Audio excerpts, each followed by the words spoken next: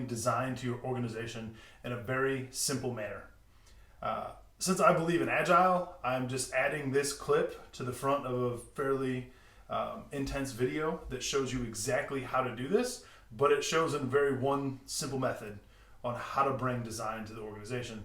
And since I'm Agile, I'm just going to add this small little clip to the front of the other clip because I don't want to go through and re-record the whole thing, and I also am not 100% amazing at iMovie yet, but hopefully in the near future I'll be able to make a much simpler transition. This past week I was a guest lecturer at the University of Illinois design course. One of the topics that we touched on was how much design was embedded in the companies that I had recently worked for. And my answer to them, I think, was a little sad, because design, I don't think, was something that was respected or embedded inside the culture as much as it should have been. However, the little ray of hope and the amount of sunshine that I gave them with this topic I'm going to share with you guys today, I think truly excited everyone, because it gave them a little bit more of a purpose than just being a designer. It was being an advocate for design and why it helps make better products. And so the reason I think this is important to product management is because as a product manager, you tend to be in a place of power, which gives you a better opportunity to help push for culture change, helping push for your company being more design-led. And fortunately, I believe there's a pretty clear-cut process for making this happen. And the unfortunate part is that most people fail. And the reason being is they try to do it as a waterfall approach. They try to bring design to an organization and they try and do a huge culture change and a huge step change when they should be breaking it down into small chunks and doing it in an agile approach. And so what I want to show to you today is one way I found great success with that in the past, and it's through something called the Decision Jam. So a lot of times when you talk to your stakeholders or other people inside the organization about design, they often think sticky notes, brainstorming exercises, everyone's yelling, everyone's shouting, and you get creative and everyone has Sharpies.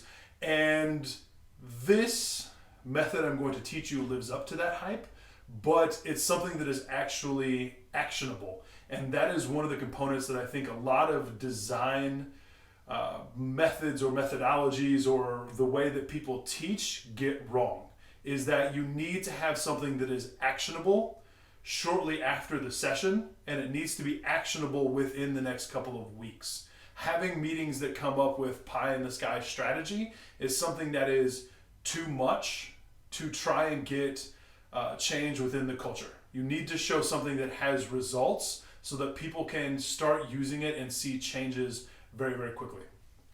So, first thing that we're going to do within the Decision Jam is something that takes anywhere from 45 minutes to an hour and 15 minutes. It just depends on how many people have. But the point of this is to get a decision made and start running experiments or start making small changes within a product or a feature or whatever, to then test to see how those outcomes fare, rather than, again, taking the waterfall approach and doing something big. So what we're going to do in the first portion of the Decision Jam is we're going to draw a sailboat. And in this exercise, we're going to take stickies, hand them out to everyone, have them write with permanent markers so that you can read it from a distance, and you're going to give everyone 4 minutes in silence to write down everything that they think is going really, really well with this particular project, product, feature, whatever it may be. You can literally use the Decision Jam for everything. And so what you do after the 4 minutes is you have everyone come up and they stick their sticky note to the board. And within this, what you're doing is you're showing everyone who's a part of this meeting or the project that things are going well. Things are going well inside the work that you're doing, and not everything is complete crap. There tends to be that one person in your meetings that is very negative. And that negative energy can very quickly take over a room if you're not careful. And so what we want to do is show everyone that things are going well. And so if you have a group of 5 or 6 people, this is a very small whiteboard, you're probably going to have 20 to 30 sticky notes written all the way across. Then, when you're done with that, everyone's going to put them up in silence. You don't need to read them, but it just gives everyone the feeling that things are going well. From that, you're going to capture all the challenges. So you're going to give everyone 4 minutes again, same sticky notes, and you're going to write out information about things that are going poor, things that are challenges. And within that, everyone has 4 minutes. It's silence. You're not talking. After this video, I will share a PDF that gives a little bit of an outline on how this works. But everyone is doing that. Everyone is writing. So once that 4 minutes is up, you're going to bring and you're going to throw all the sticky notes up on the bottom so that you can see the challenges. And then this is where the Decision Jam starts to become quite useful, is you give everyone voting dots. Everyone's going to get 3 voting dots, and you're going to get to vote on the things that you think are the biggest challenges or problems of this particular project, product, feature, whatever it may be. And what this does is it helps stop the group think from happening, in a sense of it being pushed by one person. So I know that I can be a very persuasive person, and there's sometimes in meetings that if I feel like I want to get my way, it's easy to shift the conversation of an entire group of people to go down the path that I want it to.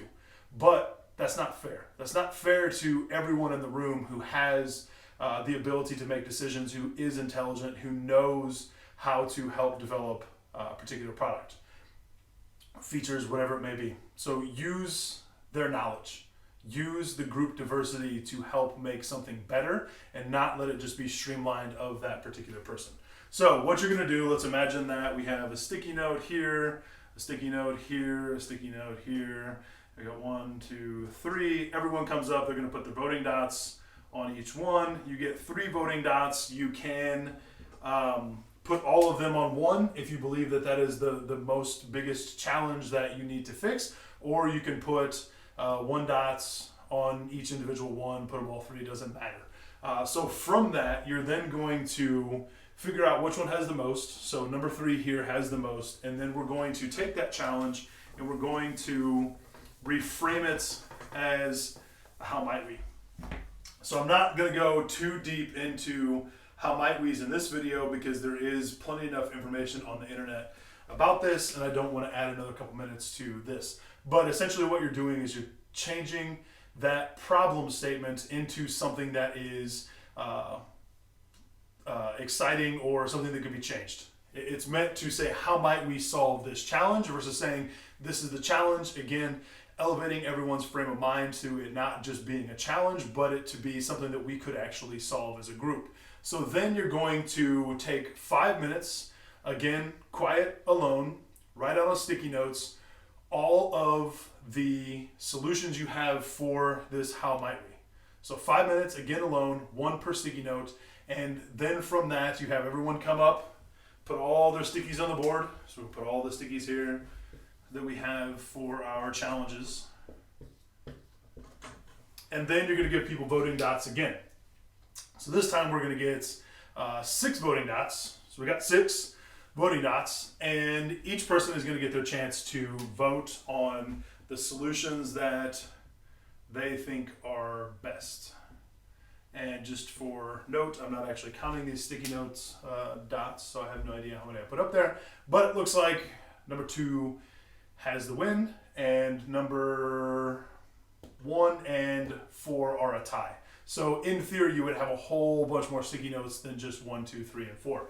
And so where this starts to get interesting is now you can take these solutions and we're going to put them on an effort and impact matrix so that you can figure out what things you can start working on now. So effort and impact matrix. Going to put effort on the bottom and impact on the side. Ooh, close enough. And what we're going to do then is we're going to take our sticky notes and we're going to see where they land on this scale. So as a moderator, you would stand in front of the room and say, hey, here is solution number 3.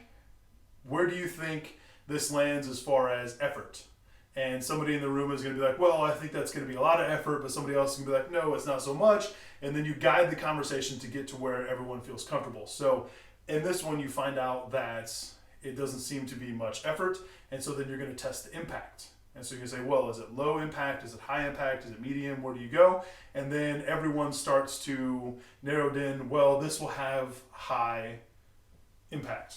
And so what we're looking for as we go through and change all of our, note all of our solutions on the effort and impact matrix is that we're going to figure out what is it that we can work on today.